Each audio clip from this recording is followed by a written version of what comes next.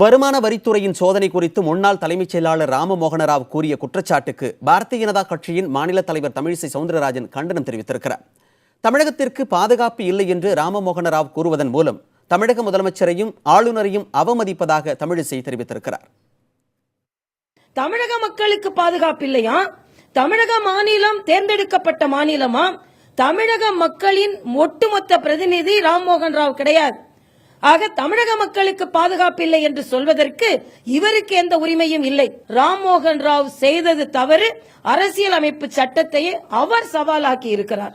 அவர் தேர்ந்தெடுக்கப்பட்ட முதலமைச்சரையும் ஆளுநரையும் அவர் உதாசீனப்படுத்தி இருக்கிறார். அதனால் அரசியலை பற்றியோ அரசியலமைப்பு சட்டத்தை பற்றியோ சட்ட விதிகளை பற்றியோ பேசுவதற்கு அவருக்கு எந்த உரிமையும் இல்லை என்பதை நான் தெளிவாகவே இங்கே பதிவு செய்கிறேன்.